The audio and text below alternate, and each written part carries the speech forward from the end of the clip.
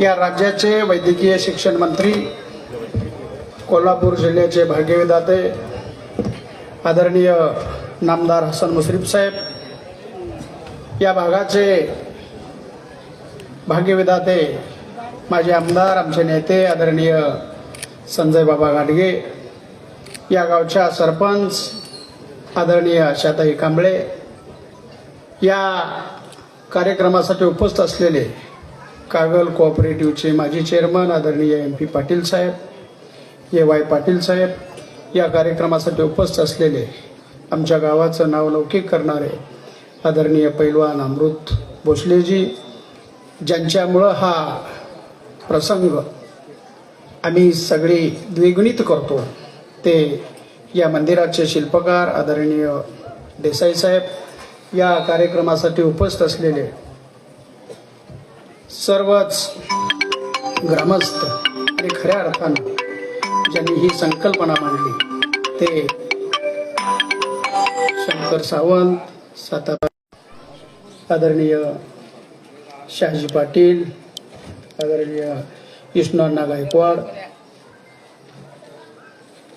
आदरणीय किसन पाटील सर आणि गावचे सर्वच बुजुर्ग, ज्यांनी हे गाव एका मुठीत बांधण्यासाठी, एकत्रित करण्यासाठी, ज्या बुजुर्ग नेत्यांनी तरुण पिढीला सुद्धा अत्यंत चांगल्या पद्धतीचं मार्गदर्शन केलं, ते सर्वच गावचे बुजुर्ग नेते मंडळी आत्ता ज्यांच्या प्रयत्नातून, ज्यांच्या सहकार्यातून, ज्यांच्या मेहनतीतून या गावाचा गाडा हाका लागले, त्यामध्ये आमचे दत्ता दंडवते असतील, दत्ता पाटील असतील, निशिकांत कांबळे असतील, शिवाजी पाटील असतील, दगडू चौगुले असतील, अरुण ढोले असतील, अरुण चौगुले असतील, सुनील कांबळे असतील,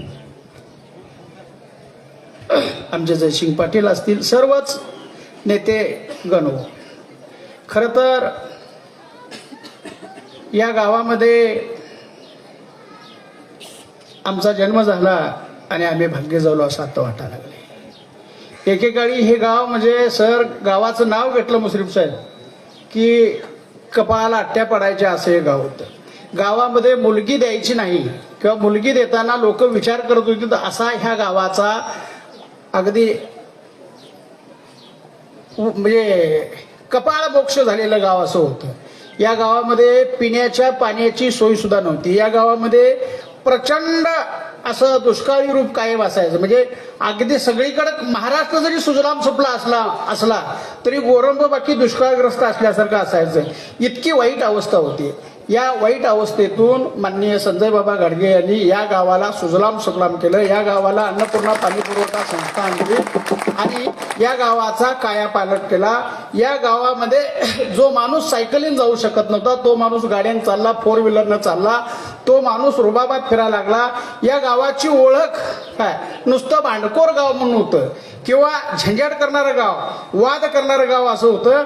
ते गाव आता आदर्शवत गाव म्हणून आता या गावाची अख्ख्या जिल्ह्यावर, अख्ख्या तालुक्यावर महती झालेली आहे. आणि या गावाचं हे एकीचं रूप बघून किंवा ह्या गावाची जी एकी बघून निश्चितपणानं आजूबाजूच्या गावाला सुद्धा वाटत असेल की ज्या गावाला आम्ही पूर्वी गोरंब म्हटलं की नावं ठेवत होतो त्या गावाचा आदर्श घेण्यासारखा हे तालुक्यातलं आता गाव झालेलं आहे. कारण या गावामध्ये इतक्या प्रचंड प्रमाणामध्ये एकी निर्माण झालेली आहे, इतक्या प्रचंड प्रमाणामध्ये एकमेकाच्या मनामध्ये गोडवा, स्नेह, प्रेम, बंधुता निर्माण झालेला आहे. ते निश्चितपणानं या तालुक्याला आदर्श होत असा किंवा या तालुक्यानं या गावाचा बोध घ्यावा असा.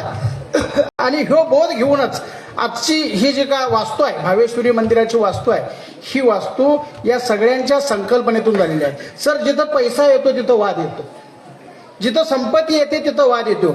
एवढा मोठा पैसा आला पण गावातल्या एकाही नेत्यानं, एकाही कार्यकर्त्यानं, एकाही माणसानं या पैशाबद्दल अगदी यत्किंचित सुद्धा कधी शंका सुद्धा एकमेकाच्या कानात व्यक्त केली नाही. हे गावाचं यश आहे. जिथं संपत्तीला सुद्धा आम्ही नाकारतो, आमची एकी महत्वाची, आमच्या गावाची सुधारणा महत्वाची, हे सगळं गावच्या नेत्यांच्या पासून ते गावच्या सगळ्या आबालवृद्धापर्यंत महिला आणि युवकांच्या पर्यंत सुद्धा ही जी भावना निर्माण झाली, ह्या भावनेला ह्या सगळ्या गावचे नेते मंडळी, कार्यकर्ते आणि पुढारी सगळे या भागातले म्हणजे या गावातले नेते जबाबदार आहेत. कारण त्यांनी त्यांचं वर्तन असं ठेवलं की जेणेकरून माझ्या वर्तनामुळं या भावेश्वरी मंदिराच्या बांधकामामध्ये किंवा या भावेश्वरी मंदिराच्या चढ उतारमध्ये कोणत्याही प्रकारचा बदल होता कामा नये किंवा माझं वर्तन या भावेश्वरी मंदिराच्या बांधकामाच्या आड येता कामा नये अशी भावना मनामध्ये ठेवून सगळ्या गावांनी, सगळ्या नेत्यांनी, सगळ्या युवकांनी प्रचंड मोठी मेहनत घेतली आणि ती मेहनत आज फळाला आली. मुश्रीफ साहेब, तुम्ही अत्यंत अगदी दानशूरपणानं, अगदी हरिश्चंद्र राजाचा अवतार मी नेहमी आपणाला म्हणतो, त्या पद्धतीनं आपण मदत केली. पण त्या मदतीचं सुद्धा निश्चितपणानं गाववाल्यांनी इतक्या मोठ्या प्रमाणात सोनं केलं की तुम्हाला सुद्धा की महाराष्ट्रामध्ये गोरंबे गावचं मंदिराचं नाव सांगताना तुमची कॉलर सुद्धा टाईट होईल याबद्दल माझ्या मनामध्ये शंका नाही. तुम्ही इतका आदर्श आणि इतकी भावना चांगली आणि स्वच्छ ठेवून आमच्या गाववाल्यांनी जे का मंदिर साकारलेलं आहे ते निश्चितपणानं उद्याच्या भावी पिढीला आदर्श देणार आहे. आणि ही भावी पिढी निश्चित म्हणजे या पिढीचा उद्याची भावी पिढी निश्चितपणानं आदर्श घेईल यामध्ये माझ्या मनामध्ये कोणत्याही प्रकारची शंका नाही. मी निश्चितपणानं भावेश्वरीच्या चरणी एक नतमस्तक होऊन प्रार्थना करतो की भावेश्वरी देवी माझ्या गावाला जी सुबुद्धी दिली आहे ती अशीच अखंडपणे सुबुद्धी दे.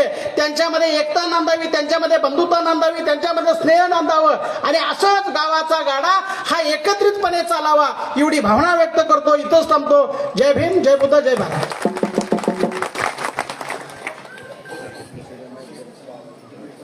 हॅलो, धन्यवाद दादा. खरं तर आपण अतिशय चांगल्या भावना व्यक्त केल्या. इथं मुलगी देत नव्हते, त्या गोरंब्यात आता चांगलं स्थळ आहे का असं विचारतात.